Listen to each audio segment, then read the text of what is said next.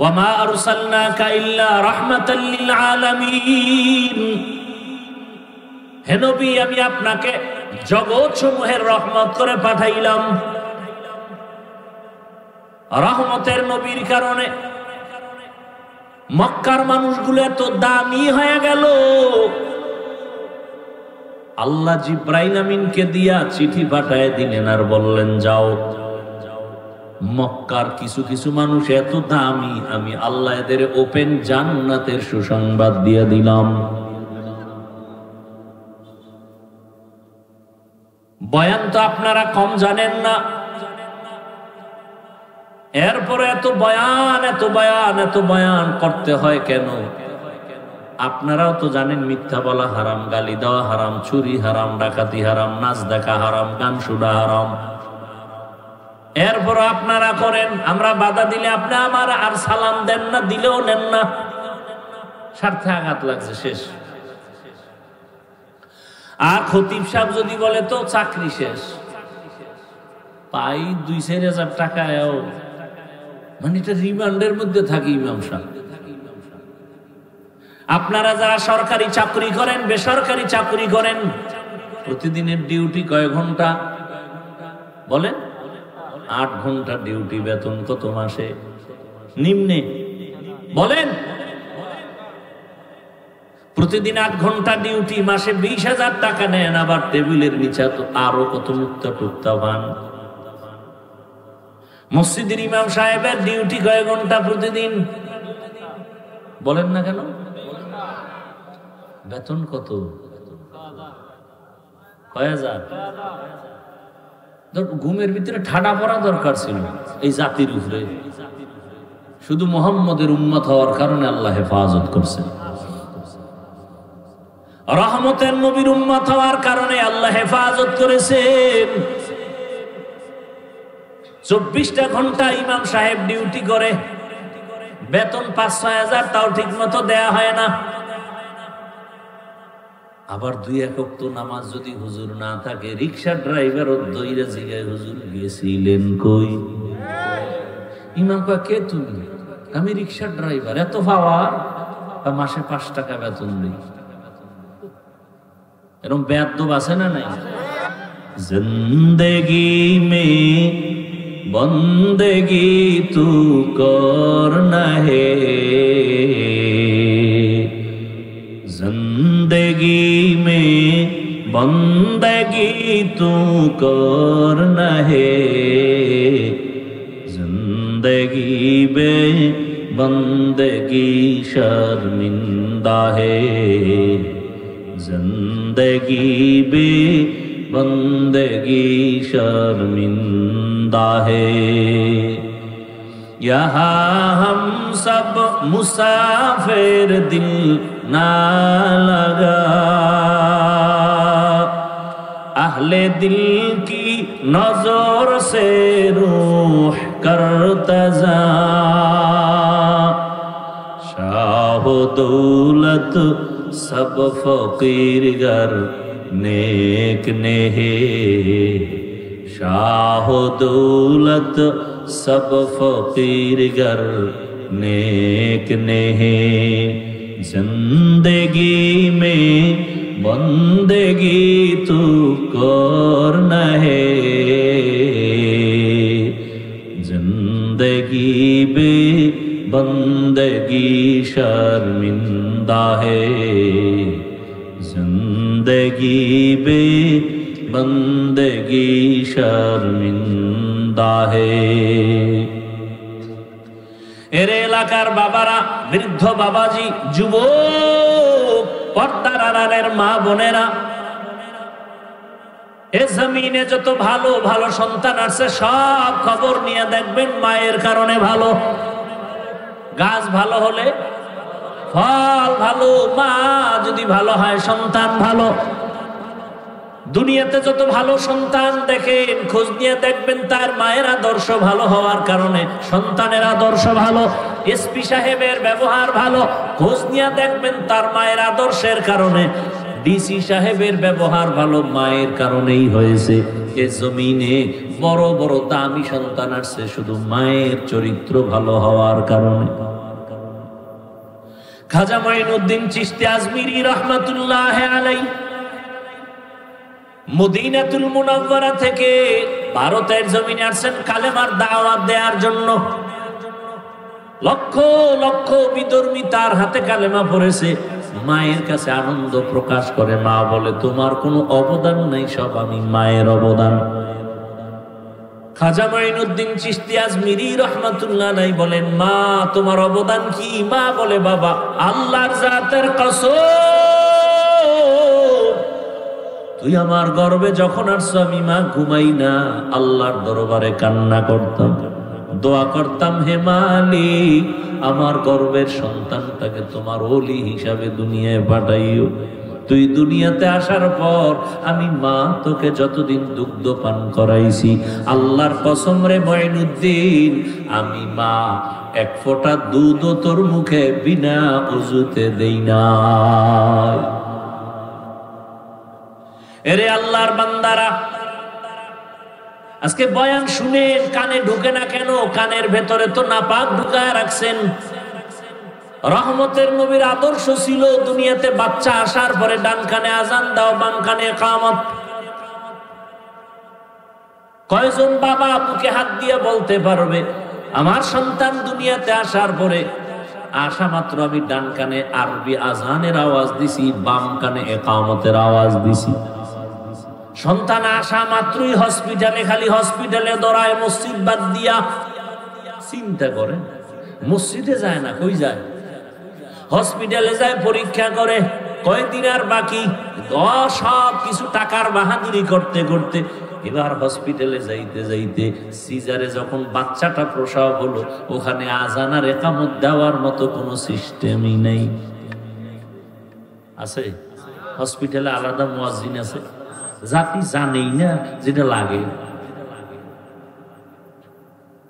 যেই সন্তানের খানে আজান আর ইকামত আছে, ওকে বেঈমান বানানো যাবে না, মুরতাদ বানানো যাবে না।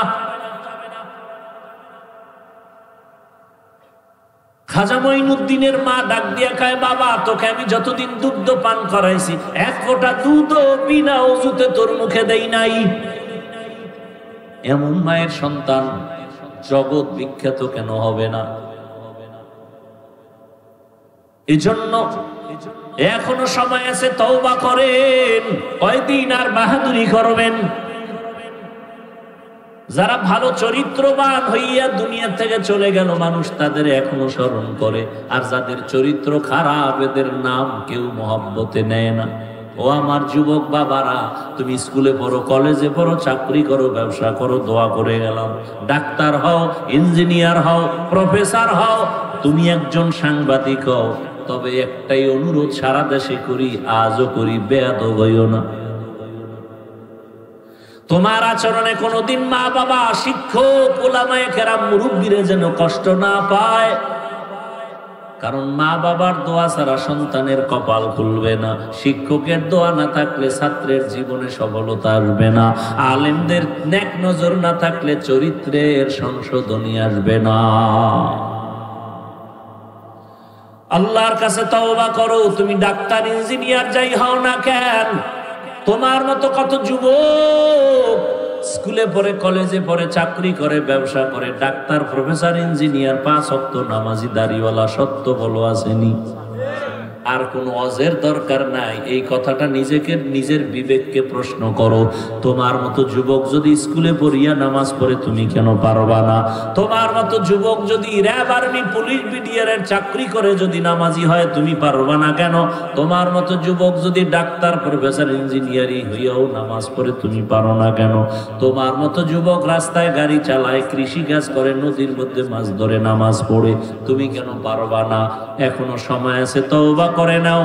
পর্দার আড়ালের মা বোনেরা, আপনার মতো কত মা, কত বোন এখনো আছে পর্দা রক্ষা করে চলে, স্বামীর মাল হেফাজত করে, মোবাইলে সময় নষ্ট করে না, 5 বেলার নামাজও আদায় করে। এরে আম্মা জান, আপনারা কেন পারবেন না? এখনো সময় আছে, তওবা করে নেন। জীবনটাকে ধন্য করে একটা ভালো সন্তানের মা হইয়া কবরে যাবেন, আপনার জীবনটা দুনিয়ায় ধন্য, আখিরাতেও ধন্য।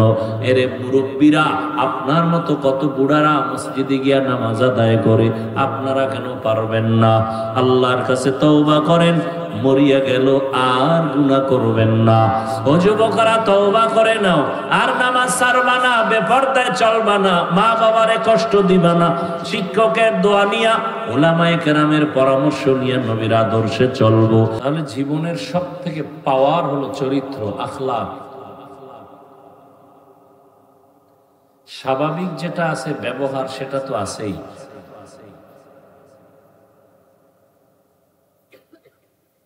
দুনিয়ার জমিনের মধ্যে অনেক বড় পাওয়ারওয়ালা ব্যক্তিও যখনই মানুষ জেনে ফেলে তার চরিত্র কি খারাপ, তখন সে আর সম্মানের স্থানে থাকতে পারে না। কিন্তু এই বাংলাদেশের জন্য খুব দুঃখ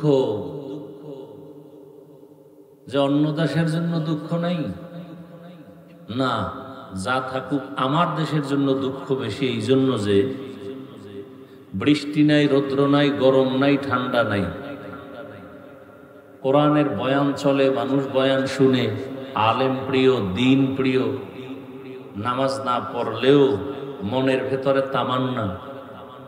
সেই দেশের মধ্যে কার অভিশাপ লাগলো, কার বদনজর লাগলো, কোন একটা সেক্টরে, কোন একটা কাজে শান্তি নেই।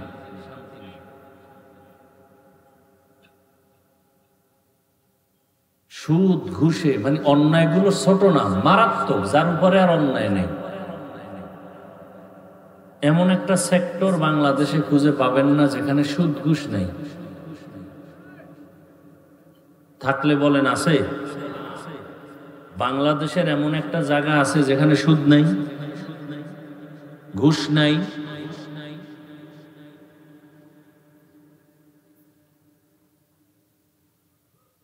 তো যে চরিত্রহীনতার কারণে পৃথিবী জোড়া দামি মানুষটাও মানুষের কাছে ঘৃণিত হয়ে যায়। সেই চরিত্রহীন মানুষগুলো সমাজে কথা বলে বুক ফুলায়, এবং তাদের ছায়ায় বসে, এটা আমাদের কপাল খারাপ, চিহ্নিত চরিত্রহীন বা চরিত্রহীনা,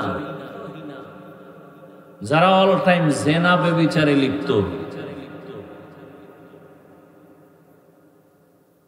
এরা নিজের অধিকার ফিরানোর জন্য তো আন্দোলন বা কোন আরজি আবেদন পেশ করবে দূরের কথা, বরং আল্লাহর আইনের উপরে তারা মন্তব্য করে কলম ধরার মতো দুঃসাহস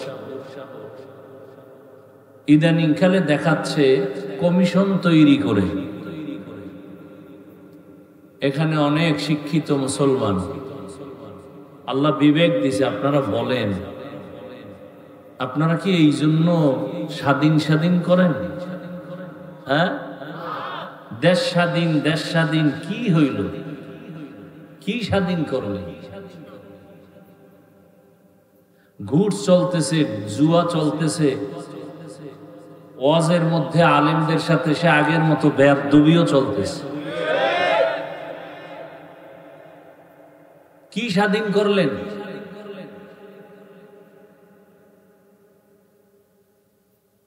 যারা সব সময় জেনা করে, বেশ্যাবৃত্তি করে, পতিতালয়ে তাদের জীবন কাটে, এটার বৈধতা চাওয়ার সাহসটা পায় কিভাবে? যাদের চরিত্র খারাপ, ওরা হাও বলে না, নাও বলে না, এরা চিন্তা করে মন্দের ভালো, নফস তো ভেতরে আছে। যারা বলেন না ইসলাম নারীর সম্মান দেয়নি, অধিকার দেয়নি, এরাই জমিনের নিকৃষ্ট লম্পট। ওরা নারীদেরকে ভোগের সামগ্রী বানাবার জন্য বেপরদায়, আমার নামাজও পড়ে, হুজুরদের সাথে দেখা হলো দোয়াও চায়।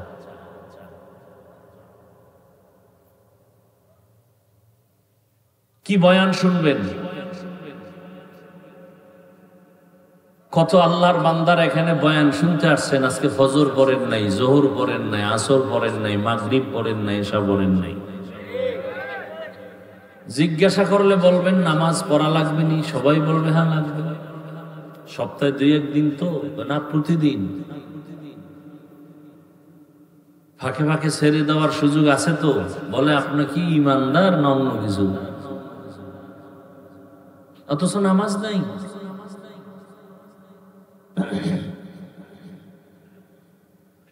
এই জমিনের মধ্যে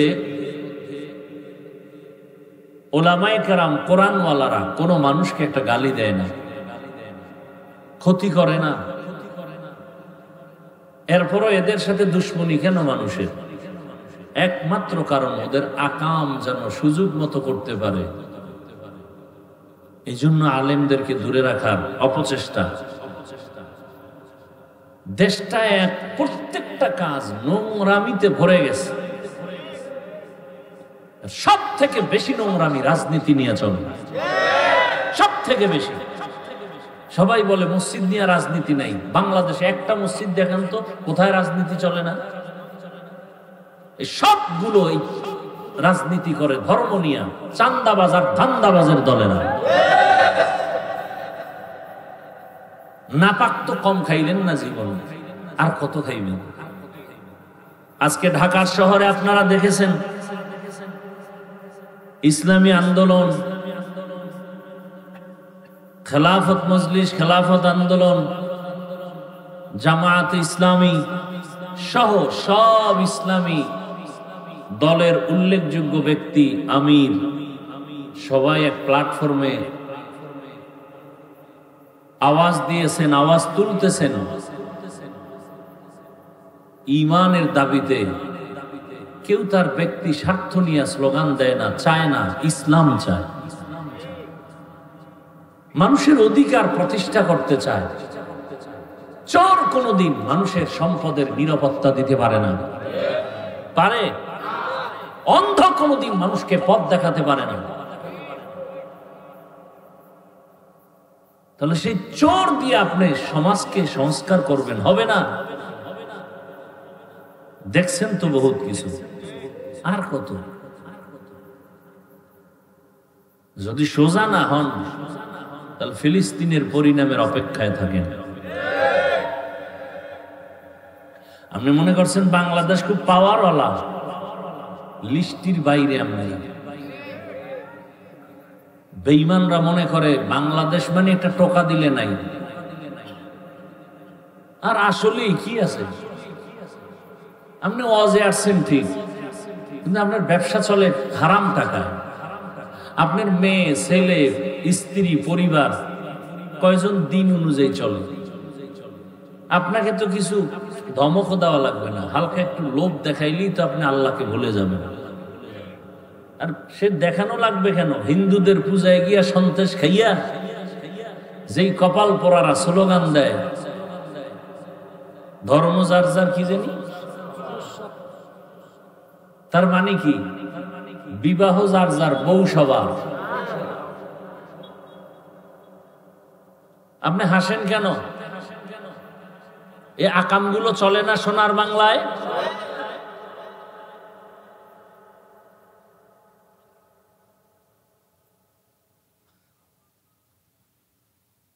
সংক্ষেপে 2-4টি কথা বলবো শুধু রাসূলের আদর্শের উপরে। পৃথিবীতে যত ধর্ম আছে আল্লাহর দেওয়া আর মানুষের বানানো। কোন ধর্মে নারীর সম্মান দেয় নাই, শুধু আল্লাহ ইসলাম দিয়ে দিয়েছে। বলেন আল্লাহর দেওয়া ধর্ম ইসলাম। আল্লাহর দেয়া ধর্মের নাম ইসলাম। হ্যাঁ, আল্লাহর দেয়া ধর্ম ইসলাম তো আছে, এর আগে ঈসা নবীর ধর্ম, মুসা নবীর ধর্ম, এই যে আরো কিছু ছিল। ইসলাম ছাড়া নারীর সম্মান মর্যাদা আর পৃথিবীতে কেউ দেয় নাই, সবাই জুলুম করেছে। এখন জুলুম কোনটা আর ভালো কোনটা এটা বুঝারও তো মেধা নাই। চোখ নষ্ট, খায় না পাক, মেধাও নষ্ট। আমি প্রায় সময় বলি, বাংলাদেশে যত বড় ভিআইপি তত বড় সুদখোর, তত বড় মদখোর। মদ না পান করলে, সুদ না খাইলে ভিআইপি হওয়া যায় না।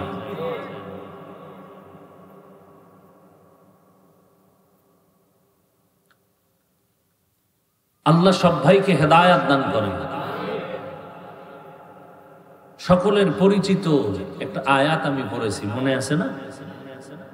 ওয়ামা আরসালনাকা ইল্লা রাহমাতাল লিল আলামিন।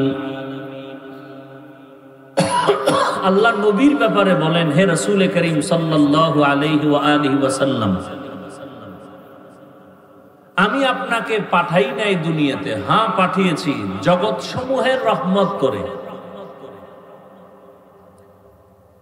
নবীজি বলেন হাদিসে পাকে, মাইয়ুরিদিল্লাহু বিহি খাইরান ইউফাক্কিহু ফিদ্দীন। আল্লাহ যাকে বেশি ভালোবাসেন, মহব্বত করেন, তাকে দ্বীনের সমঝ দান করেন। একটা হলো দ্বীনের জ্ঞান, আর একটা হলো দ্বীনের বুঝ। জানছেন পর্দা করা ফরজ, কিন্তু ভেতরে বুঝ আসে নাই যে এটা না মানলে আমার শাস্তি হবে। যার মধ্যে বুঝ এসে গেছে, সে জেনারেল লাইনে থাইকেও পর্দা করে।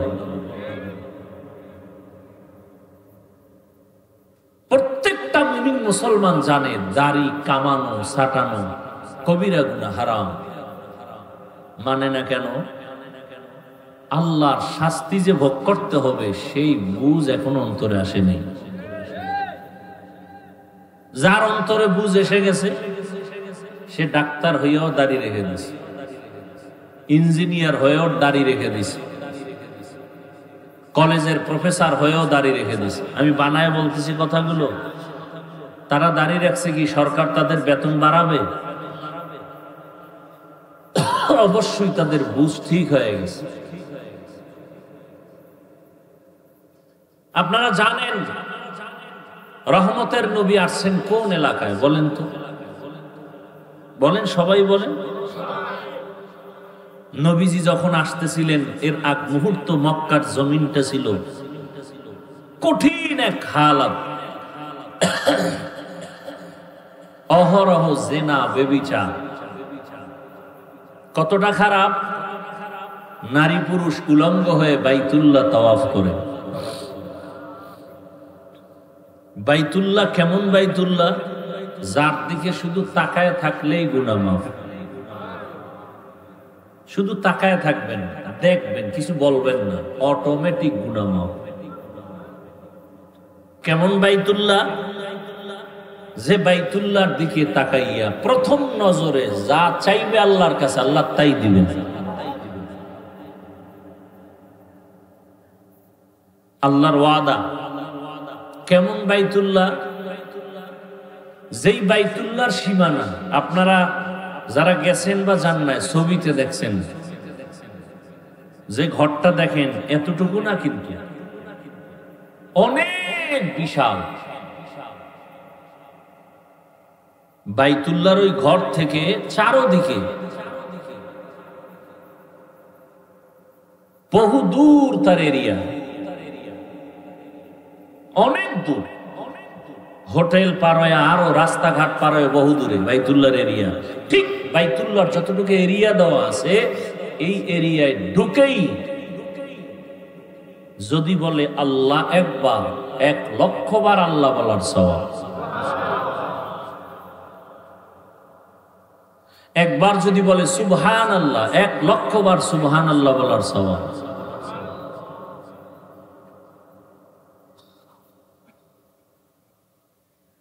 আল্লাহ নিজে বাইতুল্লাহর মর্যাদার ঘোষণা কোরআনে দিয়েছেন।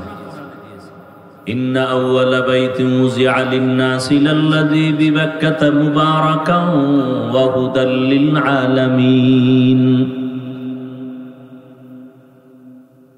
পৃথিবী নামক গ্রহ যখন টোটাল অস্তিত্বে আসে নাই, ঠিক আল্লাহ রাব্বুল আলামিন তখন আংশিক অস্তিত্বে আসা মাত্রই আল্লাহ প্রথম একটা ঘর বানাইলেন, বাইতুল্লাহ।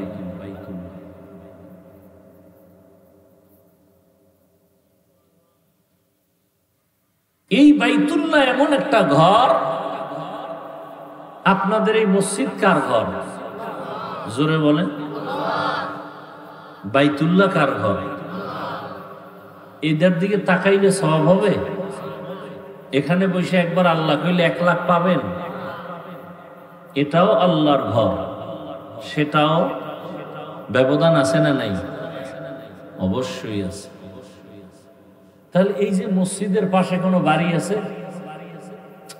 বলেন না কেন? আছে। মসজিদ থেকে দূরে একটা বাড়ি আছে।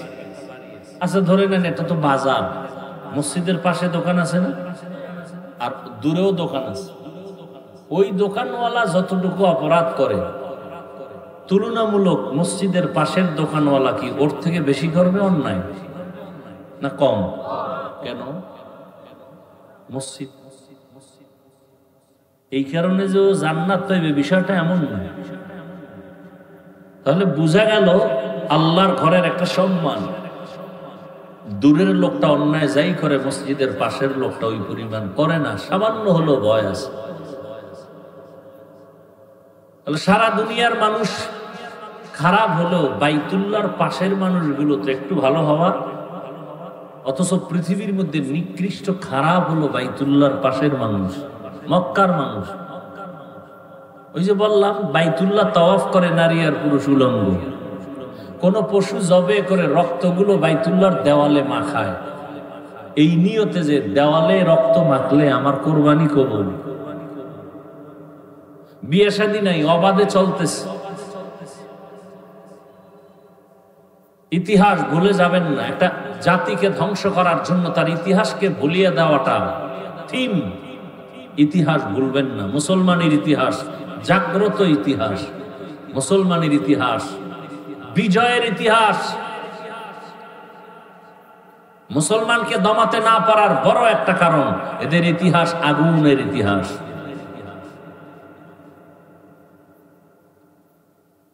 ভারতওয়ালারা চাচ্ছে ফিলিস্তিনের মতো ইসরায়েলি হামলার আকৃতি ধারণ করে ভারত থেকে মুসলিমদের আলাদা করবে। কি বলে? যেটা হিন্দুদের দেশ। বলে না? বলে না? অথচ ভারত হিন্দুস্তান নাম। কি নাম? নূহ নবীর এক সন্তানের নামে নাম। নূহ নবী কি মুসলমান না? পৃথিবীতে প্রথম ব্যক্তি মানুষ নাম জানেন কি?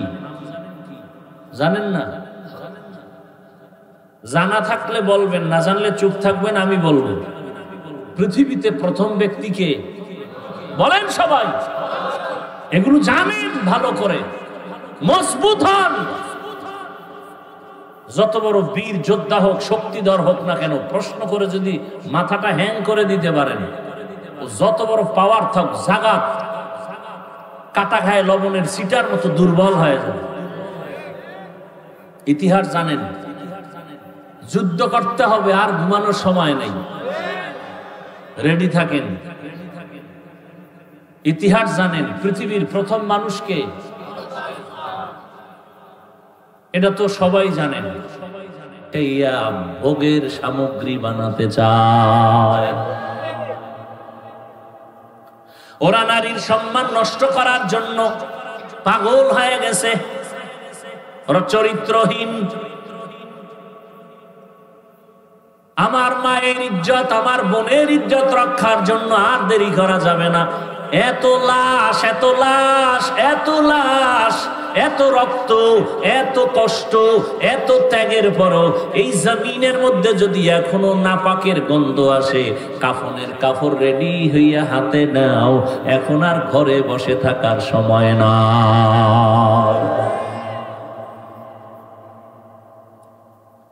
এদের চিহ্নিত করে না, এরা সমাজের দুশমন, স্বাধীনতার দুশমন, ইসলামের দুশমন, নারীর দুশমন।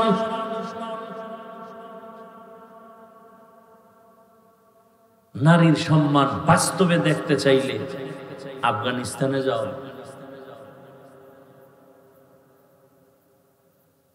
একটা কন্যা পৃথিবীতে আসা মানে ওর ভাগ্য, ওর কপাল। ওই কন্যাটা পৃথিবীতে আসেই কপাল নিয়া। একটা কন্যা পৃথিবীতে আসা মানেই তার কপাল খোলা। ও যার ঘরে আসে তার কপাল খুলে যায়। ও যেই বাবার উরসে আছে সেই বাবার কপাল খুলে যায়। ও যেই মায়ের গর্ভে আসে সে মায়ের কপাল খুলে যায়। কন্যা আসা মাত্রই রহমতের দরজাগুলো খুলে যায়।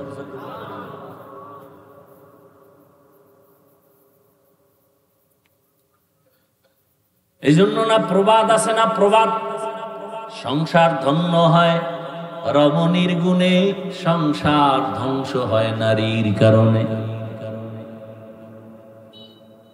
ইসলাম ছাড়া নারীর সম্মান অধিকার কেউ দিতে পারে নাই।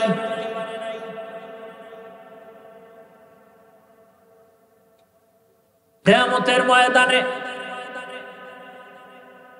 আল্লাহ যদি কোটি কোটি কোটি কোটি মানুষের সামনে, মানুষ থাকবে হাসরের ময়দানে উলঙ্গ, নারী পুরুষ সব কি?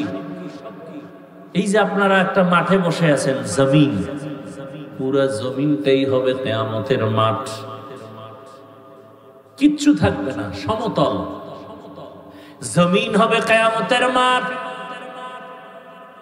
সিরিয়ার জমিন বা আরাফাতের ময়দান হবে আল্লাহর বিচারণা, আদালত স্টেজ হবে আরাফাতের ময়দান। আল্লাহ যদি জিজ্ঞাসা করেন কিয়ামতের মাঠে, কোটি কোটি কোটি কোটি মানুষ, নবীরাও থাকবে, মুমিনেরাও থাকবে, বেঈমানেরাও থাকবে, আবু জাহাল থাকবে, ও ফেরাউন, সবাই থাকবে।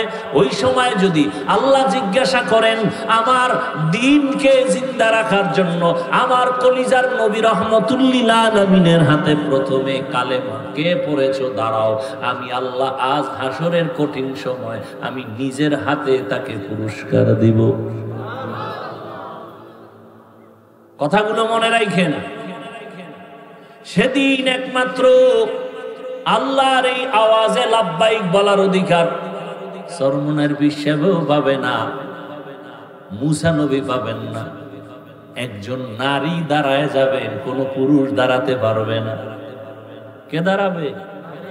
একজন নারী দাঁড়ায় বলবেন, ও দয়ার মালিক, তোমার পুরস্কারটা নেওয়ার জন্য আজকে আমি উপযুক্ত ব্যক্তি। আমি একজন পুরুষ না, একজন নারী, রহমতের নবীর হাতে প্রথম কালেমা পড়েছি, আমার নাম খাদিজা রাদিয়াল্লাহু আনহা।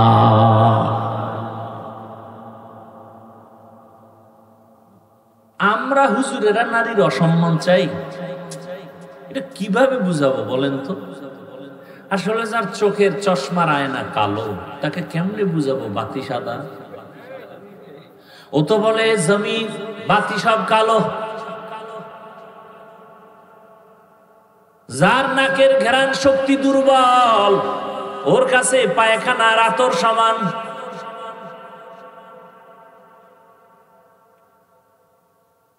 যার জিহ্বার শক্তি নাই, নাকের ঘ্রাণ শক্তি নাই, যার চোখের পাওয়ার নাই, ওর কাছে সাদা কালো সমান। যার বিবেক ঠিক নাই, মদ পান করে, দেখেন পাগল হয় না, খালি কি পান করছে? মদ পান কইরা কে মা, কে বউ, কে মাইয়া গেছে, শুধু একটু মদ পান করার কারণে বউরে মা কয়। এবার পুরা তার ছেড়া হইলে উপায় কি?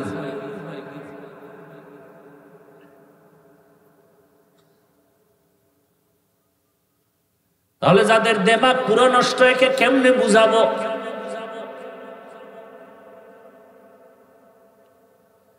জমিনের মধ্যে নারীদের মতো বাদশা আর কেউ নাই। নারী দুনিয়াতে আসার পরে বিবাহের সিঁড়িতে ঢুকানো পর্যন্ত মা বাবা তার লালন পালন করবে, দায়িত্ব পালন করবে। স্বামীর ঘরে যখন যাবে স্ত্রী হিসাবে স্বামী তার ভরণ পোষণের দায়িত্ব পালন করবে, স্ত্রীর কোনো কাজের প্রয়োজন হবে না, রোদের মধ্যে যাইয়া নারীর কষ্ট করতে হবে না। এরপরে যখন আবার বৃদ্ধা হয়ে যাবে সন্তান মা হিসাবে তার দায়িত্ব পালন করবে। এখন এক চালাক বাঙালি ডাক দিয়ে কয়, যার স্বামী নাই, মা বাপ নাই, ছেলে মেয়ে নাই, একা এক নারী, এর উপায় কি? ইসলাম বলে ওই দেশের সরকার নারীর সম্মান ঠিক রাখিয়া ঘরে রাখবে, আরামে খাবে, ঘুমাবে, আর সরকারি কোষাগার থেকে তার বেতন দিবে, বস্ত্র দিবে, সব কিছু দিবে সরকার। নারীকে কোনো কষ্টের কাজ করানো যাবে না।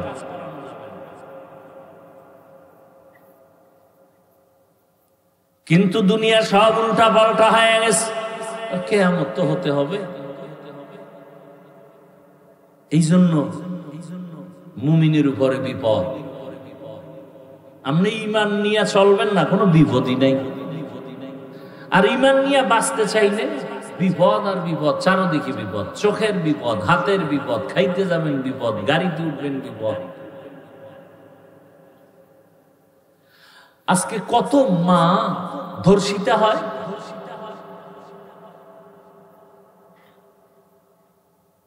কত মায়ের মুখে অ্যাসিড নিক্ষেপ করা হয়। নারী কেন বেতনের জন্য রাস্তায় স্লোগান দিতে হবে? মা বোন কেন রোদ্রে কষ্ট করে ইট ভাঙতে হবে?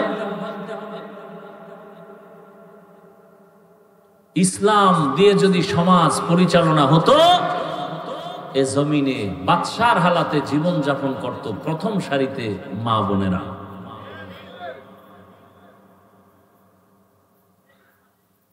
কিন্তু চরিত্রহীন লম্পট যারা, এরা নারীদের এই অবস্থায় নিতে দিবে না। চরিত্র তাদের দুর্বল। রহমতের নবী আসলেন জমিনে মক্কা নগরীতে। নারীদের সম্মান পয়েন্টে পয়েন্টে আল্লাহ পাক নবীর মাধ্যমে স্থির করে দিলেন।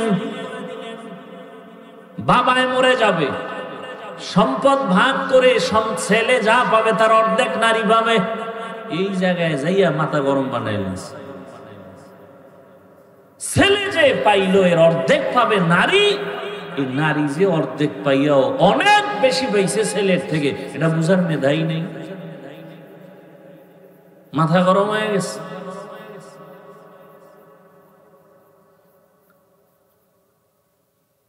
কিয়ামতের ময়দানে রব্বুল আলামিন যদি জিজ্ঞাসা করেন আমার দ্বীনের জন্য বিনা হিসাবে জান্নাত পাওয়ার যত রাস্তা আছে, এর মধ্যে একটা সর্বোৎকৃষ্ট রাস্তা হলো শাহাদাতের রাস্তা। আল্লাহ যদি বলেন হাসরের ময়দানে আমার শাহাদাতের রাস্তা দিয়া কে সর্বপ্রথম জান্নাতে যাইতে চাও, একজন পুরুষও দাঁড়াতে পারবে না। একজন নারী দাঁড়ায় বলবে আমি আল্লাহ আপনার এই কথা অনুযায়ী আমি পারবো। আমি একজন নারী, পুরুষ না, আমার নাম হলো সুমাইয়া রাদিয়াল্লাহু আনহা।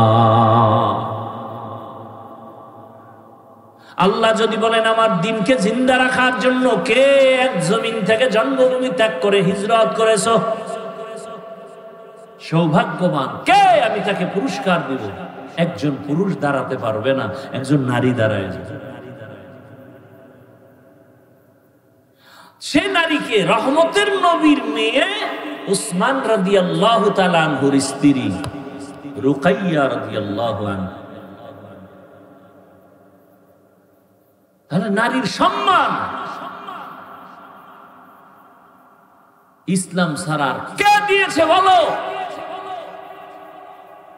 আর আজকে আলেম ওলামাদের এত কিছুর পর আবার আন্দোলন করতে হবে নারীর ইজ্জত রক্ষার জন্য। এদেশের যুবক এদের চরিত্র নষ্ট করবে আর এদের লাইসেন্স দিতে হবে বৈধ। আল্লাহ হেদায়েত দান করুন। এই জন্য ছাগল দিয়া গরুর হাল চাষ করা যায়। হায় হায়, দেখেন না, কথা বলতেই দিবে না। এই যে কথাগুলো বললাম, কিছু বুঝ আসছে না? এখন যদি আমাকে এই কথাগুলো বলতে না দেওয়া হয় তাহলে আপনি বুঝবেন কিভাবে? তাহলে যারা বুঝে এরা বলতে দেয় না, বন্ধ করে রাখে। বললেই তাদের বিপদ। এজন্য মসজিদগুলো, মাদ্রাসাগুলো সব পয়েন্টে পয়েন্টে পয়েন্টে চান্দাবাজার ধান্দাবাজারা দখল করে বসে আছে। মসজিদ নিয়েও চান্দাবাজি, মাদ্রাসা নিয়ে ধান্দাবাজি, সারা দেশ ঘুরি, এগুলি কি আর দেখা বাকি আছে? শিয়ালের হাতে মুরগি আমানত দিছে, হ্যাঁ, মুরগি আমানত দিছে কার কাছে? হ্যাঁ, আমানত ঠিক থাকবে?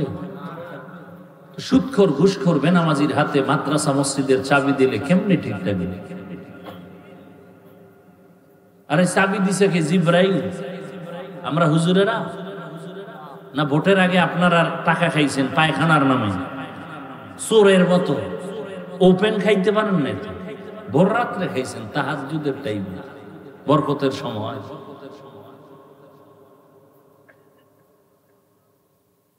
এই হলো চরিত্র, এই হলো আখলাক।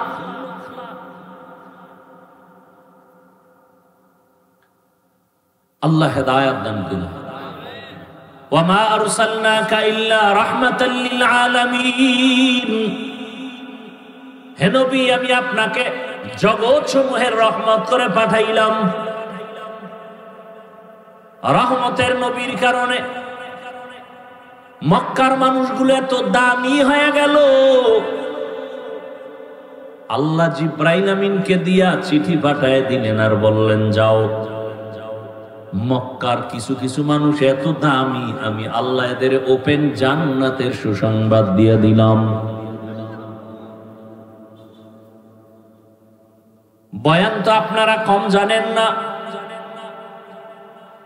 এরপরে এত বয়ান এত বয়ান এত বয়ান করতে হয় কেন? আপনারাও তো জানেন মিথ্যা বলা হারাম, গালি দেওয়া হারাম, চুরি হারাম, ডাকাতি হারাম, নাচ দেখা হারাম, গান শোনা হারাম।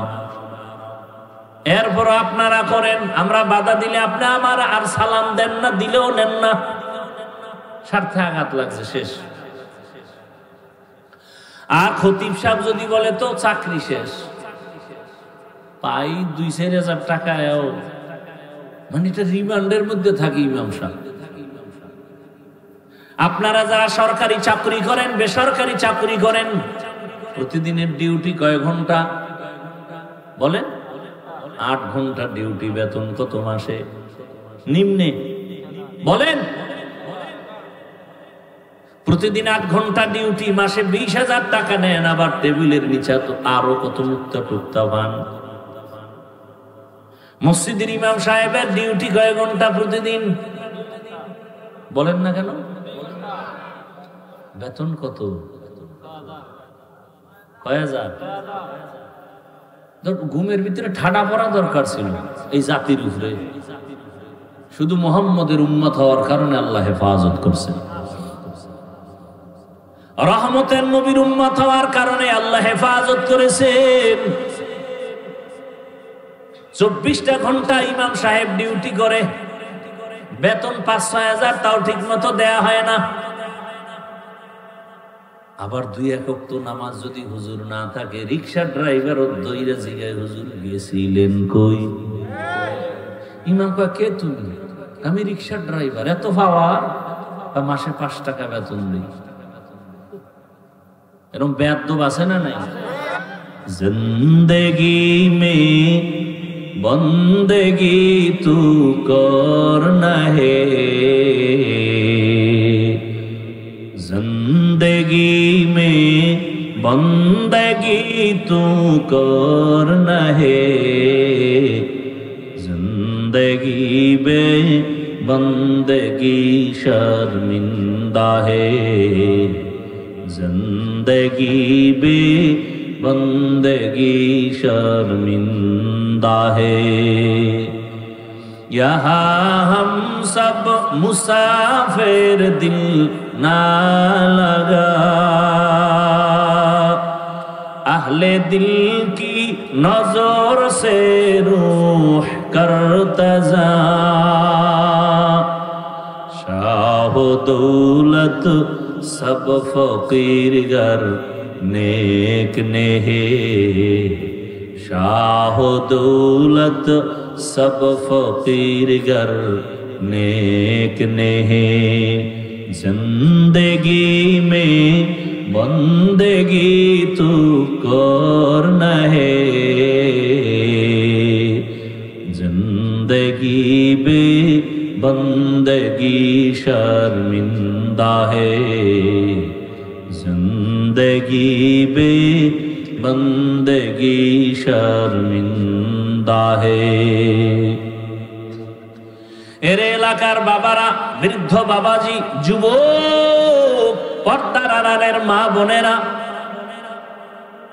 এ জমিনে যত ভালো ভালো সন্তান আছে সব খবর নিয়ে দেখবেন মায়ের কারণে ভালো। গাছ ভালো হলে ফল ভালো, মা যদি ভালো হয় সন্তান ভালো। দুনিয়াতে যত ভালো সন্তান দেখেন খোঁজ নিয়ে দেখবেন তার মায়ের আদর্শ ভালো হওয়ার কারণে সন্তানের আদর্শ ভালো। এসপি সাহেবের ব্যবহার ভালো, খোঁজ নিয়ে দেখবেন তার মায়ের আদর্শের কারণে। ডিসি সাহেবের ব্যবহার ভালো, মায়ের কারণেই হয়েছে। এ জমিনে বড় বড় দামি সন্তান আসছে শুধু মায়ের চরিত্র ভালো হওয়ার কারণে। খাজা মঈনুদ্দিন চিশতি আজমিরি রহমাতুল্লাহ আলাইহি মদিনাতুল মুনাওয়ারা থেকে ভারতের জমিনে আসছেন কালেমার দাওয়াত দেওয়ার জন্য। লক্ষ লক্ষ বিধর্মী তার হাতে কালেমা পড়েছে। মায়ের কাছে আনন্দ প্রকাশ করে, মা বলে তোমার কোনো অবদান নেই, সব আমি মায়ের অবদান। খাজা মঈনুদ্দিন চিশতি আজমিরি রহমাতুল্লাহ আলাইহি বলেন, মা তোমার অবদান কি? মা বলে, বাবা আল্লাহর জাতের কসম, তুই আমার গর্বে যখন আসছো আমি মা ঘুমাই না, আল্লাহর দরবারে কান্না করতাম, দোয়া করতাম, হে মালিক আমার গর্বের সন্তানটাকে তোমার ওলি হিসাবে দুনিয়ায় পাঠাইও। তুই দুনিয়াতে আসার পর আমি মা তোকে যতদিন দুগ্ধ পান করাইছি, আল্লাহর কসম রে মঈনুদ্দিন, আমি মা এক ফোঁটা দুধও তোর মুখে বিনা ওযুতে দেই না।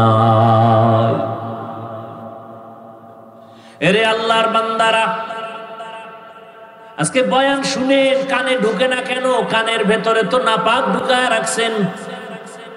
রহমতের নবীর আদর্শ ছিল দুনিয়াতে বাচ্চা আসার পরে ডান কানে আজান দাও, বাম কানে ইকামত। কয়জন বাবা বুকে হাত দিয়ে বলতে পারবে আমার সন্তান দুনিয়াতে আসার পরে আসা মাত্র আমি ডান কানে আরবি আজানের আওয়াজ দিছি, বাম কানে ইকামতের আওয়াজ দিছি। সন্তান আসা মাত্রই হসপিটালে, খালি হসপিটালে দৌড়ায়, মসজিদ বাদ দিয়া। চিন্তা করেন, মসজিদে যায় না, কই যায়? হসপিটালে যায়, পরীক্ষা করে, কয়দিন আর বাকি, সব কিছু টাকার বাহাদুরি করতে করতে এবার হসপিটালে যাইতে যাইতে সিজারে যখন বাচ্চাটা প্রসব হলো, ওখানে আজান আর ইকামত দেওয়ার মতো কোনো সিস্টেমই নেই। আছে হসপিটালে আলাদা মুয়াজ্জিন আছে, জাতি জানেই না যেটা লাগে। যেই সন্তানের খানে আজান আর ইকামত আছে ওকে বেঈমান বানানো যাবে না, মুরতাদ বানানো যাবে না। খাজা মঈনুদ্দিনের মা ডাক দিয়া কয়, বাবা তোকে আমি যতদিন দুগ্ধ পান করাইছি এক ফোঁটা দুধও বিনা ওযুতে তোর মুখে দেই নাই। এমন মায়ের সন্তান জগৎ বিখ্যাত কেন হবে না? এজন্য এখনো সময় আছে, তওবা করেন। কয়দিন আর বাহাদুরি করবেন? যারা ভালো চরিত্রবান হইয়া দুনিয়া থেকে চলে গেল মানুষ তাদের এখনো স্মরণ করে, আর যাদের চরিত্র খারাপ এদের নাম কেউ মহব্বতে নেয় না। ও আমার যুবক বাবারা, তুমি স্কুলে পড়ো, কলেজে পড়ো, চাকরি করো, ব্যবসা করো, দোয়া করে গেলাম। ডাক্তার হও, ইঞ্জিনিয়ার হও, প্রফেসর হও, তুমি একজন সাংবাদিক হও, তবে একটাই অনুরোধ সারা দেশে করি, আজও করি, বেয়াদব হইও না। তোমার আচরণে কোনোদিন মা বাবা, শিক্ষক, উলামায়ে কেরাম, মুরব্বীরা যেন কষ্ট না পায়। কারণ মা বাবার দোয়া ছাড়া সন্তানের কপাল খুলবে না, শিক্ষকের দোয়া না থাকলে ছাত্রের জীবনে সফলতা আসবে না, আলেমদের নেক নজর না থাকলে চরিত্রের সংশোধনী আসবে না। আল্লাহর কাছে তওবা করো। তুমি ডাক্তার, ইঞ্জিনিয়ার যাই হও না কেন, তোমার মতো কত যুবক স্কুলে পড়ে, কলেজে পড়ে, চাকরি করে, ব্যবসা করে, ডাক্তার, প্রফেসর, ইঞ্জিনিয়ার, 5 ওয়াক্ত নামাজি, দাড়িওয়ালা, সত্য বলো আসেনি? আর কোনো অজের দরকার নাই। এই কথাটা নিজের বিবেককে প্রশ্ন করো। তোমার মতো যুবক যদি স্কুলে পড়িয়া নামাজ পড়ে, তুমি কেন পারবা না? তোমার মতো যুবক যদি র্যাব, আর্মি, পুলিশ, বিডিআরের চাকরি করে যদি নামাজি হয়, তুমি পারবা না কেন? তোমার মতো যুবক যদি ডাক্তার, প্রফেসর, ইঞ্জিনিয়ারিং হইয়াও নামাজ পড়ে, তুমি পারো না কেন? তোমার মতো যুবক রাস্তায় গাড়ি চালায়, কৃষি কাজ করে, নদীর মধ্যে মাছ ধরে, নামাজ পড়ে, তুমি কেন পারবা না? এখনো সময় আছে, তওবা করে নাও। পর্দার আড়ালের মা বোনেরা, আপনার মতো কত মা, কত বোন এখনো আছে, পর্দা রক্ষা করে চলে, স্বামীর মাল হেফাজত করে, মোবাইলে সময় নষ্ট করে না, 5 বেলার নামাজও আদায় করে। এরে আম্মা জান, আপনারা কেন পারবেন না? এখনো সময় আছে, তওবা করে নেন। জীবনটাকে ধন্য করে একটা ভালো সন্তানের মা হইয়া কবরে যাবেন। আপনার জীবনটা দুনিয়ায় ধন্য, আখিরাতেও ধন্য। এরে মুরব্বীরা, আপনার মতো কত বুড়ারা মসজিদে গিয়া নামাজ আদায় করে, আপনারা কেন পারবেন না? আল্লাহর কাছে তওবা করেন, মরিয়া গেল আর গুনাহ করবেন না। ও যুবকরা, তওবা করে নাও, আর নামাজ ছাড়বা না, বেপরদায় চলবা না, মা বাবারে কষ্ট দিবা না, শিক্ষকের দোয়া নিয়া, উলামায়ে কেরামের পরামর্শ নিয়ে নবীর আদর্শে চলবো। আল্লাহ পাক সবাইকে খাঁটি তওবাওয়ালা জিন্দেগি দান করেন, আমিন।